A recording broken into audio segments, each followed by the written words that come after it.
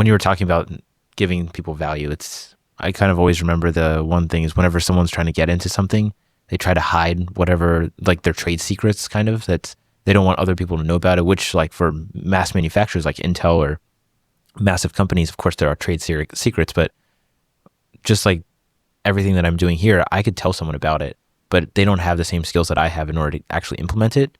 So in a way, what do you do to make sure that your education doesn't turn against you? You've done this enough times now where you've had a conversation with someone or you're doing your prep work and somebody says something and you know the response without even having to think about it, right? Your brain has been structured or just built over time to know exactly what to say, when to say it, as soon as you hear something. That's exactly how this works, right? And I have coached and counseled and taught and educated enough people over the years, specifically in mortgage or construction financing in particular, that although it's real and I'm being honest and true, I don't have to think about it much anymore. Those answers are natural responses because probably 80 to 90% of them are the same answers that, that I've said over the years for people. How do you plan for this? What are things you should be considering? Not just, this is what our rate is, this is how much it's going to cost you, here's what your monthly payment's going to be, right? And one of the reasons I really enjoy this piece of our business is that, and going back to the transactional versus relationship part of the business, yes, mortgages are very transactional. If you come to me to buy a home and need a loan, I'm going to quote you a rate, I'm going to quote you a payment, we're going to gather all your documents, you're going to close on your home, and you probably don't need to see me again for several years, right? When we help somebody build a home, we're just getting started when they close the loan, because now we're going to have this relationship for the next 8, 10, 12 months plus maybe as your home is being built, right? And so it's one of the things that I love about what I do, particularly as it relates to that part of the business, is I'm in a transactional business and I hate transactions, right? I look at the builder, lender, client relationship as like this three-legged stool, right? The stool will not stand without all three of us working in concert with one another. So, and so how do I provide value to that particular client? Well, I'm not your builder, but having had the experience that I have over the years, here are some things you probably should consider. It's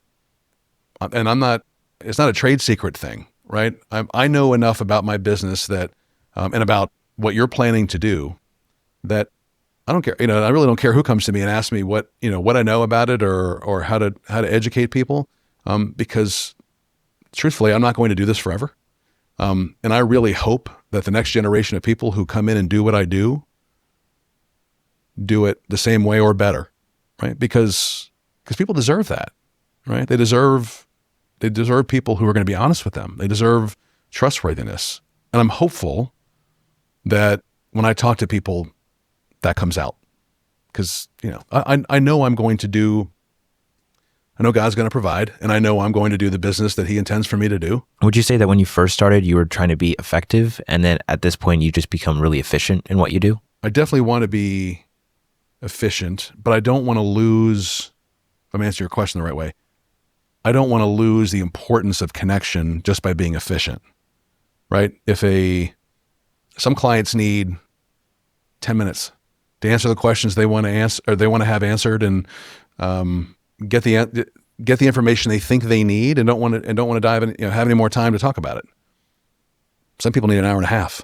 Would you say that a lot of people, depending on their perception of money, will either require more or less time to get a transaction or people don't know what they don't know, right? So anybody who's going to talk about buying a product, a service, what have you, already have their preconceived notions about what they think they need to know. So, a lot of times those conversations start with me asking a few numbers questions, right? Okay, so what are you looking to do? How much do you think you want to spend? Do you have an existing mortgage now? If you bought a piece of land, do you owe anything on it, right? I'm trying to basically just encapsulate a starting point, right? Because we can't start the race until we at least get in the starting blocks, right? So, and then what often happens is that conversation just evolves into a conversation about things they haven't even thought about yet, right? They know they need to ask certain questions, cost, price, rate, all that kind of stuff. How do I get qualified? All that kind of stuff. The better and more the more meaningful, deeper conversations come as a result of bring about, probably, I mean, think about like my son ran the 400 when he was in high school, right? So nothing really happens meaningful until you get the first 200 yards out of the way, right? So now those first 200 yards, you're kind of setting the tone, you're setting the stage, right? You're seeing where things stand and so forth. And the last 200 yards of that race is where the pack separates, right? That last 200 yards of my race is where we're really having the most in-depth, meaningful conversation to create a potential solution based on someone's unique circumstances, right? And I think, when I think about a race, right? So in that last 200 yards, I think a lot of the rest of the pack is still sitting back here because they're not asking clients the right questions. They're not asking, not even necessarily have to be a work thing, but right in terms of business, they may not be asking their clients the right questions, or asking about what's important to them. That's where the meaningful conversations happen. Getting into the why, not just the what. Is there a balance between giving someone too much information where it like overwhelms them and their brain kind of shuts down, and then giving them the same amount of information, but doing it in a way that they can process it easier so they start to build trust with you? It's interesting. I was at a seminar years ago, and one of the things that this guy was talking about was how people learn, right? And there are 3 ways that people absorb information. It's either visual. I'm on the phone. I don't have that ability. People learn visually, or auditory, or kinesthetic, right? So now if I'm up on a stage and I'm trying to connect with people, I have the ability to do all 3. If I'm a visual teacher, or if I'm a visual learner, I'm going to respond to somebody who's up walking around the stage and moving, right? If I'm an auditory learner, that guy needs to stand pretty still because I'm only responding to what I hear, right? But if I'm a kinesthetic learner, right, I respond to how what you say makes me feel, right? So I only get at most on the phone 2 out of 3 because we don't, certainly post-COVID, we don't physically meet with as many people as we used to. Maybe a Zoom call or a Teams call or something like that where we get to sort of meet face to face. So I have to do what I can to try to understand. I mean, I'm going to pour into people as much as I can.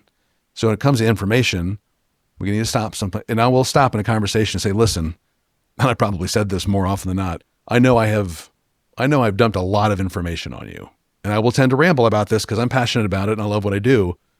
What questions do you have at the moment? And hopefully, I'll even encourage people, write stuff down. As we get talking, write some stuff down. By the end of that meeting, call, whatever the case might be most people will say, thank you. I know a lot more about this now than I either knew before or I expected to know. That's the feedback I need. And people will then hopefully, which I encourage them to do, follow up with questions afterward. Like, listen, I may not respond to you at 11 o'clock at night. In fact, I probably won't.